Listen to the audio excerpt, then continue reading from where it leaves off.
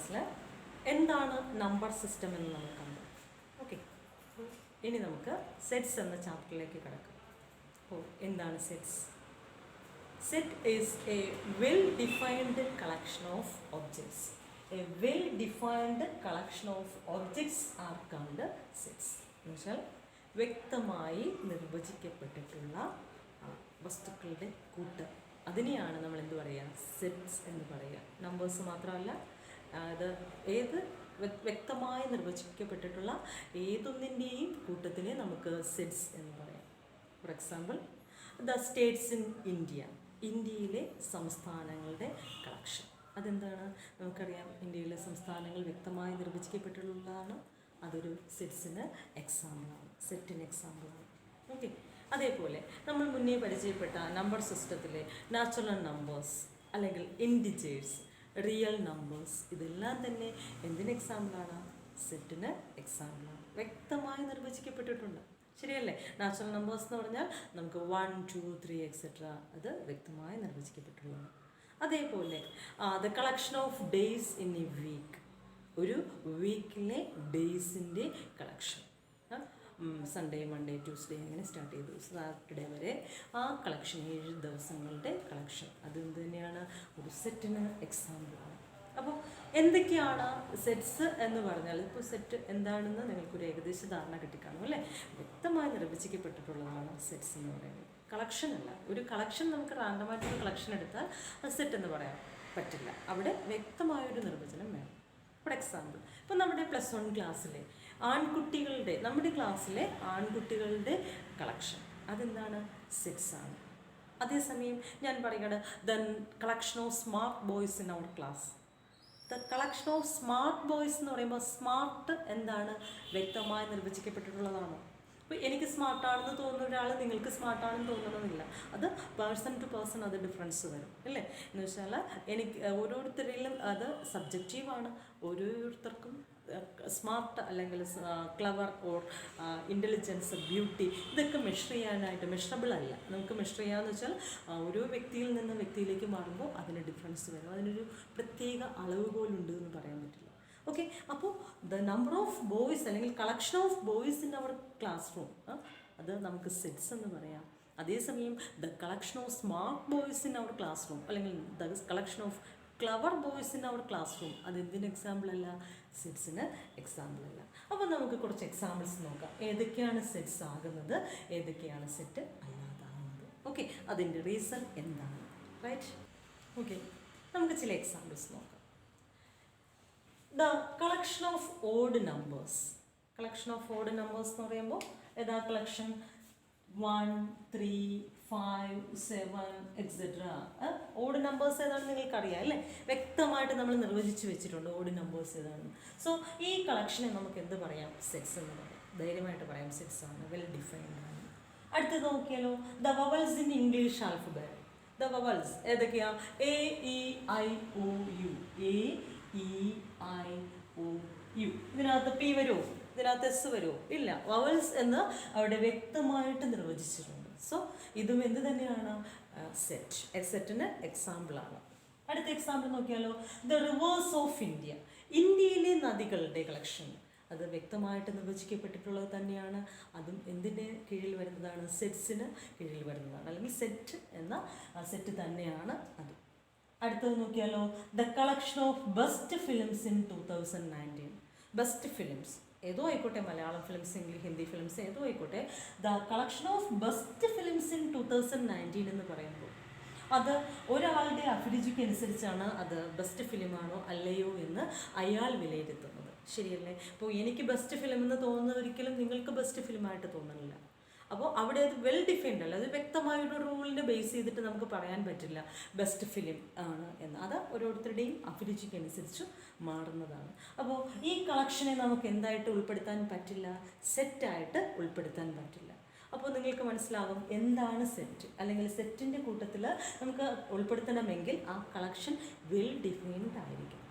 Okay, അപ്പോൾ അടുത്ത എക്സാമ്പിളിലേക്ക് പോയല്ലോ, the collection of rich persons in India. ഇന്ത്യയിലെ റിച്ച് പേഴ്സൺസിൻ്റെ കളക്ഷൻ, അപ്പോൾ അവിടെയും ഞാൻ മുന്നേ പറഞ്ഞ അതേ റീസൺ തന്നെയാണ് ഇവിടെ. റിച്ച് പേഴ്സൺ എന്ന് പറയുന്നത് നമുക്കൊരു വ്യക്തമായ നിർവചനത്തിൽ ഒതുക്കാൻ പറ്റുന്നതല്ല. ഒരു റൂൾ അവിടെ നമ്മൾ റിച്ച് പേഴ്സണെ ഡിഫൈൻ ചെയ്യാനായിട്ടൊരു റൂളില്ല. ഓക്കെ, അപ്പോൾ അതുകൊണ്ട് തന്നെ നമുക്ക് അവയുടെ കളക്ഷൻ എന്ന് പറയുന്നതും എന്തല്ല, സെറ്റ് അല്ല എന്ന് പറയും. ഓക്കെ, അപ്പോൾ ഇതാണ് സെറ്റ്സ് അല്ലാത്തതിനും എക്സാമ്പിൾ. ഓക്കെ, റീസൺ മനസ്സിലായി കാണുമെന്ന് പ്രതീക്ഷിക്കുന്നു. അടുത്തത് റെപ്രസെൻറ്റേഷൻ ഓഫ് സെറ്റ്സിനെ നമുക്ക് എങ്ങനെ റെപ്രസെൻ്റ് ചെയ്യും? ഇവിടെ നോക്കുക, നമ്മൾ സെറ്റ്സ് എന്താണെന്ന് ഡിഫൈൻ ചെയ്തു. ഇനി റെപ്രസെൻറ്റേഷനാണ്. 2 ഡിഫറെൻറ്റ് തരത്തിലാണ്, അല്ലെങ്കിൽ ഡിഫറെൻറ്റ് ടൈപ്സ് റെപ്രസെൻറ്റേഷൻസ് ഉണ്ട്. First one is roasted form or tabular form.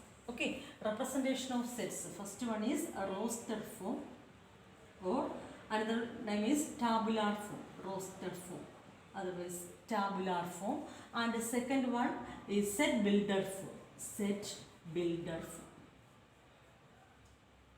Representation of sets of 2 types. First one is a rostered form, or it is also known as tabular form, and the second form is set builder form. Rostered form and set builder form. അപ്പോൾ എന്താണ് roasted form എന്ന് നോക്കാം. അപ്പോൾ roasted ഫോമിൽ നമ്മളൊരു സെറ്റിനെ represent ചെയ്യാനായിട്ട് use ചെയ്യുന്നത് ബ്രാക്കറ്റ്സ് ആണ്. ബ്രാക്കറ്റ്സിൽ എലമെൻസിനെ, ഈ സെറ്റിനകത്തുള്ള ഓരോ മെമ്പേഴ്സിനെയും നമ്മൾ വിളിക്കുന്ന പേരാണ് എലമെൻറ്റ്സ്. അപ്പോൾ എലമെൻസിനെ നമ്മൾ എന്ത് ചെയ്യുകയാണ്, കോമാസ് വെച്ച് സെപ്പറേറ്റ് ചെയ്തിട്ടാണ് റോസ്റ്റഡ് ഫോമിൽ നമ്മൾ ഒരു സെറ്റിനെ റെപ്രസെൻ്റ് ചെയ്യുന്നത്.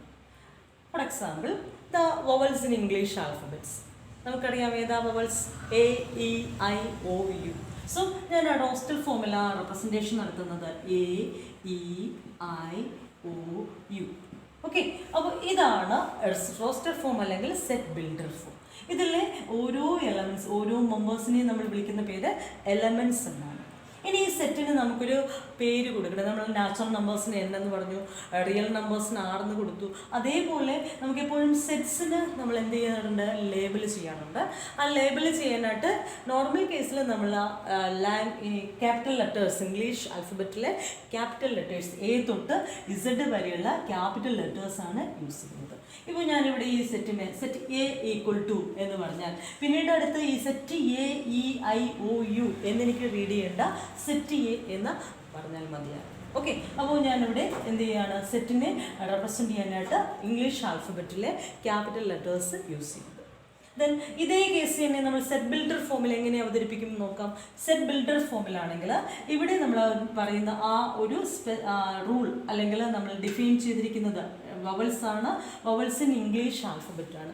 ആ റൂൾ സ്റ്റേറ്റ് ചെയ്യുകയാണ് സെറ്റ് ബിൽഡർ ഫോമിൽ ചെയ്യുന്നത്.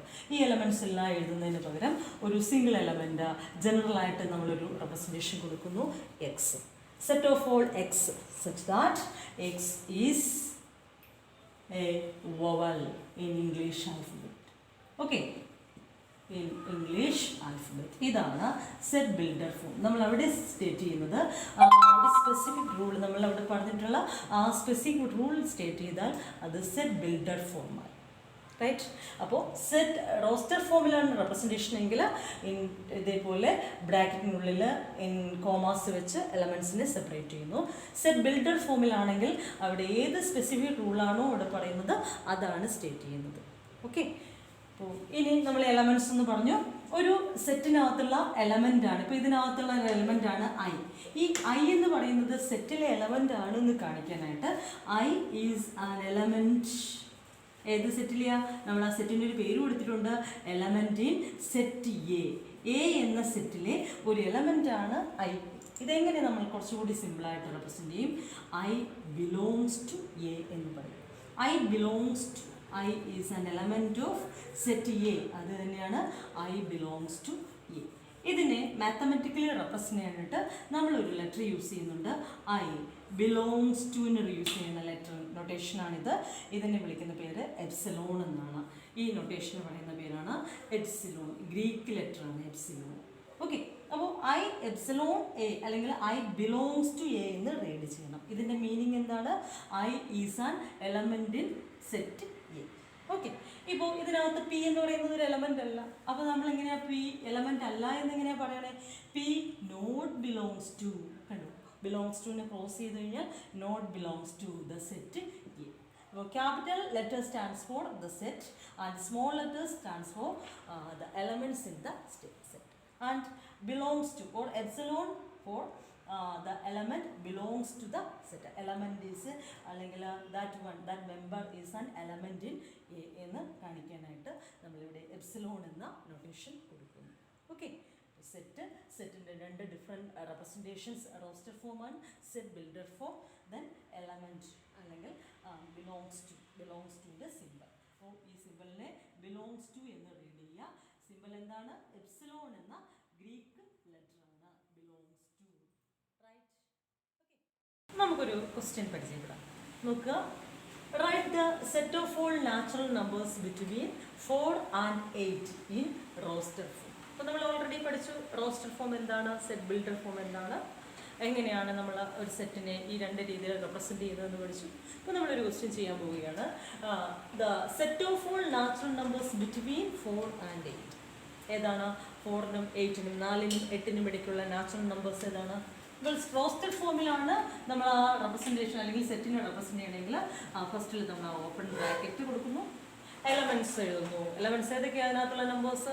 4നും 8നും ഇടയ്ക്കുള്ള നമ്പേഴ്സ് 5, 6, 7. റൈറ്റ്? 4നും 8നും ഇടയ്ക്കുള്ള നാച്ചുറൽ നമ്പേഴ്സ് ബ്രാക്കറ്റ് ക്ലോസ് ചെയ്യുന്നു. Okay, so this is the roster form of the given set. Right?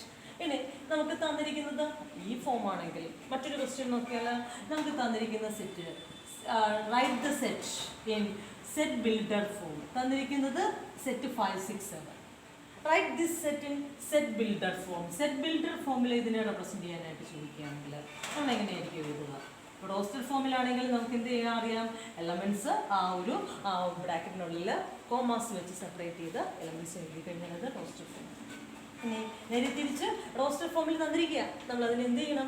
Set builder ഫോമിൽ റെപ്രസെൻറ്റ് ചെയ്യണം. എങ്ങനെ ചെയ്യാം? സെറ്റ് ബിൽഡർ ഫോമിൽ എന്ന് വെച്ചാൽ അവിടെ ഒരു വ്യക്തമായൊരു റൂൾ അവിടെ ഡിഫൈൻ ചെയ്തിട്ടുണ്ടാവും, അത് സ്റ്റേറ്റ് ചെയ്താൽ മതി. അപ്പോൾ 5, 6, 7 എന്ന് വെച്ചാൽ എന്താണ്? നാച്ചുറൽ നമ്പേഴ്സ് ആണ്. ഏതൊക്കെ natural numbers?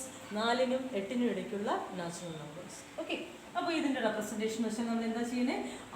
Set of all X, ഒരു ജനറൽ എലമെൻറ്റ് എക്സ് എടുക്കുന്നു. എക്സ് സച്ച് ദാറ്റ്, എക്സ് എന്ന് പറയുന്നത് ആരാണ്? ഒരു നാച്ചുറൽ നമ്പറാണ്.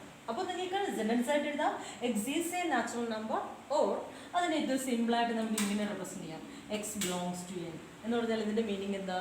നാച്ചുറൽ നമ്പറാണ് X. X belongs to the set N എന്ന meaning means X belongs to the set of natural numbers. അപ്പോൾ ഇവിടെ രണ്ട് രീതിയിലുള്ള റെപ്രസെൻറ്റേഷൻ നടത്താം. X is a natural number എന്ന് സെൻറ്റൻസ് ആയിട്ട് എഴുതാം, അല്ലെങ്കിൽ എക്സ് ബിലോങ്സ് ടു എൻ എന്ന് കൊടുക്കാം. ആൻഡ് എല്ലാ നാച്ചുറൽ നമ്പേഴ്സും ഉണ്ടോ? ഇല്ല. 5, 6, 7. ഓക്കെ, അപ്പോൾ അതായത് 4നും 8നും ഇടയ്ക്കുള്ള നാച്ചുറൽ നമ്പേഴ്സാണ്. ഇങ്ങനെ റെപ്രസെൻറ്റ് ചെയ്യാം 4 less than X less than 8. എക്സിൻ്റെ പൊസിഷൻ എവിടെയാണ്? 4നും 8നും ഇടയ്ക്കാണ്. അതൊരു നാച്ചുറൽ നമ്പറാണ്. അപ്പോൾ നമുക്ക് കിട്ടുന്നത് എന്താണ്? 5, 6, 7 എന്ന നമ്പേഴ്സ് ആയിരിക്കും. ശരിയല്ലേ? അപ്പോൾ എങ്ങനെയൊരു റെപ്രസെൻറ്റേഷൻ കൊടുക്കാം? ഇതാണ് set builder form of the given set. Okay ആണോ? മനസ്സിലാവോ? അപ്പോൾ സെറ്റ് ബിൽഡർ ഫോം റോസ്റ്റർ ഫോമിലാണ് നമ്മൾ ആദ്യം എന്ത് ചെയ്തത്? ആ ഒരു തന്നിരുന്ന സെറ്റിനെ റോസ്റ്റർ ഫോമിൽ റെപ്രസെൻറ്റ് ചെയ്തു. ദെൻ ഈ സെറ്റാണ് തരുന്നതെങ്കിൽ അതിൻ്റെ സെറ്റ് ബിൽഡർ ഫോം എങ്ങനെ എഴുതാമെന്ന് നോക്കി. അപ്പോൾ ഇത് ഇതേപോലെ സെൻറ്റൻസ് മാത്തമാറ്റിക്കൽ റെപ്രസെൻറ്റേഷനായിട്ട് കൊടുക്കാം, നിങ്ങൾക്ക് സെൻറ്റൻസ് ആയിട്ട് വേണമെങ്കിലും എഴുതാം. ഓക്കെ, അടുത്തൊരു ക്വസ്റ്റ്യൻ നോക്കിയല്ലോ. Write the letters of the word mathematics in roster form. Okay, അപ്പോൾ നമ്മൾ റോസ്റ്റർ ഫോമിൽ റെപ്രസെൻറ്റ് ചെയ്യണമെങ്കിൽ നമുക്കറിയാം, നമ്മൾ ബ്രാക്കറ്റ് കൊടുത്തു, open bracket, then letters of the word mathematics. So first letter ഏതാ? എം ആണ്, നമ്മൾ സെലക്ട് ചെയ്തു എം, ദെൻ കോമ. ഓക്കെ, അടുത്ത ലെറ്റർ എ, ദെൻ ടി, അടുത്തത് എച്ച്, റൈറ്റ് ഇ, ദെൻ വീണ്ടും എം ആണ് വരുന്നത്. ഓൾറെഡി നമ്മൾ എം എഴുതിയിട്ടുണ്ട്. ഒരു സെറ്റിൻ്റെ പ്രത്യേകത എന്ന് വെച്ചാൽ റോസ്റ്റർ ഫോമിൽ നമ്മളൊരു എലമെൻറ്റ് എഴുതുമ്പോൾ അവിടെ റെപ്പറ്റീഷൻ നമ്മൾ ഒഴിവാക്കാറുണ്ട്. ഓക്കെ. അപ്പോൾ റോസ്റ്റഡ് ഫോമിൽ നമ്മൾക്ക് സെറ്റിനെ അറേഞ്ച് ചെയ്യുമ്പോൾ ഓർക്കേണ്ട ഒരു കാര്യം, നമ്മളവിടെ റെപ്പറ്റീഷൻ എന്ന് പറയുന്നത് ഒഴിവാക്കാറുണ്ട്. അപ്പോൾ ഈ വീണ്ടും എം എഴുതേണ്ട കാര്യമുണ്ട്, ഓൾറെഡി നമ്മൾ എം കൊടുത്തിട്ടുണ്ട്, എം എഴുതണ്ട. അടുത്ത ലെറ്റർ ഏതാ? എ ആണ്, അതും ഓൾറെഡി ഇതിനകത്ത് വന്നിട്ടുണ്ട്, അത് നമുക്ക് കൊടുക്കേണ്ട കാര്യമില്ല. ടി ഓൾറെഡി ഇതിനകത്ത് എക്സിസ്റ്റ് ചെയ്യുന്നുണ്ട്, ടി നമ്മൾ എന്ത് ചെയ്യുന്നില്ല, വീണ്ടും എഴുതുന്നില്ല. അപ്പോൾ റിപ്പീറ്റ് ചെയ്ത് എഴുതുന്നത് ഒഴിവാക്കുക. അടുത്തത് ഐ എന്ന ലെറ്റർ ആണ്, ഐ ഇതിനകത്തില്ല, സോ ഞാൻ എടുക്കുകയാണ് ഐ. ദെൻ സിയും ഇതിനകത്തില്ല, so C and last letter yes. അപ്പോൾ ഇവിടെ നിങ്ങൾ ഓർക്കേണ്ട ഒരു പോയിന്റ് എന്ന് പറയുന്നത് റോസ്റ്റഡ് ഫോമിൽ നമ്മൾ റെപ്രസെന്റ് ചെയ്യുമ്പോൾ സെറ്റിനകത്ത് ഒരു എലമെന്റ് ഒരൊറ്റ തവണ എഴുതിയാൽ മതി, റെപ്പറ്റീഷൻ നിങ്ങൾക്ക് ഒഴിവാക്കാം. ഓക്കെ. അപ്പോൾ ഇതേപോലെ കൂടുതൽ ക്വസ്റ്റ്യൻസ് എക്സർസൈസ് 1.1 നമ്മുടെ ടെക്സ്റ്റിലെ എക്സർസൈസ് 1.1 വേണ്ടി നിങ്ങൾക്ക് ഫേസ് കിളിമാനൂരിൻ്റെ യൂട്യൂബ് ചാനൽ സെർച്ച് ചെയ്യാവുന്നതാണ്. ഓൾറെഡി ഞങ്ങൾ അതിൻ്റെ പവർ പോയിന്റ് പ്രസൻറ്റേഷൻ നോക്കിയിട്ടുണ്ട്. അപ്പോൾ കൂടുതൽ ക്വസ്റ്റ്യൻസ് ഇതേ പാറ്റേണിലുള്ള കൂടുതൽ ക്വസ്റ്റ്യൻസ് നിങ്ങൾക്ക് അവിടെ പരിചയപ്പെടാവുന്നതാണ്.